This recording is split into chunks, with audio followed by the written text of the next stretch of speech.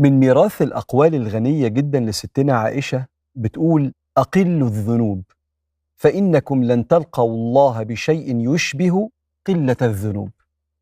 أقلوا الذنوب، قللوا من خطاياكم يا بني آدم، فإنكم لن تلقوا الله بشيء يشبه قلة الذنوب. احنا محتاجين نتأمل في الكلمة دي، لأن هي لما تتحط جنب كل ابن آدم خطاء وخير الخطائين التوابون، موضوع يحتاج نفكهم من بعض كده. هو احنا هنعمل ذنوب كتيرة ولا نقلل الذنوب؟ الاتنين مع بعض. كل ابن آدم خطاء، احنا هنغلط. وسيدنا النبي عليه الصلاة والسلام لو قال كده يبقى ربنا أراد أن يخلق الإنسان بيغلط.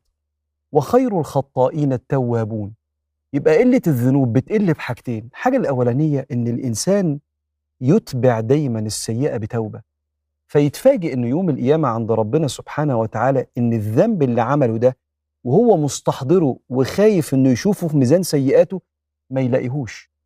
وكأن ستنا عائشة رضي الله عنها نفسها تشوفك حاسس الإحساس ده، إحساس إنك أنت رايح يوم القيامة عند ربنا زي ما ربنا بيقول في القرآن: إذا السماء انفطرت، دي مظاهر يوم القيامة، وإذا الكواكب انتثرت، وإذا البحار فجرت، وإذا القبور بعثرت، علمت نفس ما قدمت وأخرت.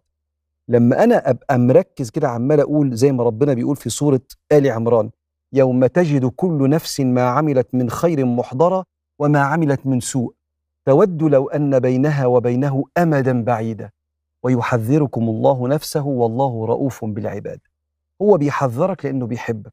فكأن السيدة عائشة بتقول لك: أنا أتمنى لك يا بني، لأن ستنا عائشة أم المؤمنين، زوجة النبي، أم المؤمنين، فبتقول لك: أنا أتمنى لك يا ابني إنك تروح يوم القيامة خاطرك ينجبر ونفسيتك تتراضى إنك ما تشوفش السيئات دي. ما شوفهاش إزاي وكل ابن آدم خطاء؟ بالتوبة.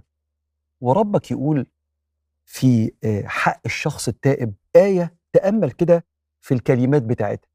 قال تعالى: ومن يعمل سوءا أو يظلم نفسه ثم يستغفر الله يجد الله غفورا رحيما. عارف معنى يجد؟ معناها إن أنا بعدت والله لا يتغير. يعني وأنا قريب لربنا ربنا غفور رحيم.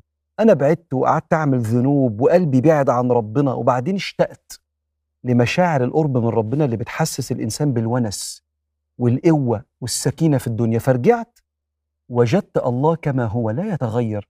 ومن يعمل سوءا أو يظلم نفسه ثم يستغفر الله يجد الله غفورا رحيما.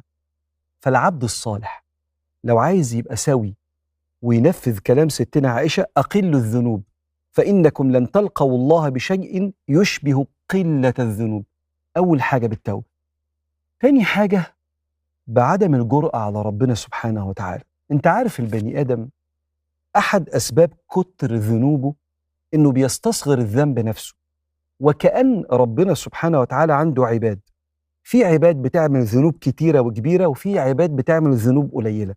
فكأن العباد اللي بتعمل ذنوب قليلة بتبص للي عملت كبائر وكانت جريئة على ربنا وتقول: إحنا بخير، إحنا بخير عشان مش بنعمل زيهم.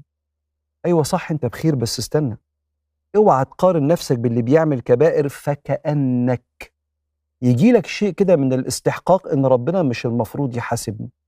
شوف سيدنا عثمان بن عفان يقول لك ايه: لا يأتين على الناس زمان يبلى القرآن في صدورهم. يعني القرآن يقدم أثره.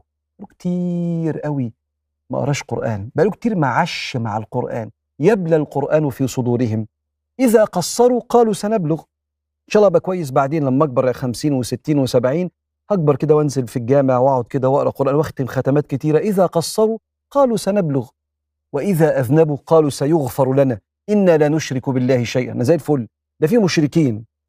فسيدنا بلال بن سعد يقول لك: لا تنظر إلى صغر المعصية ولكن انظر من عصيت. فتقل ذنوبك لما ما تقارنش نفسك بالمجرم، تقارن نفسك بالعبد الصالح.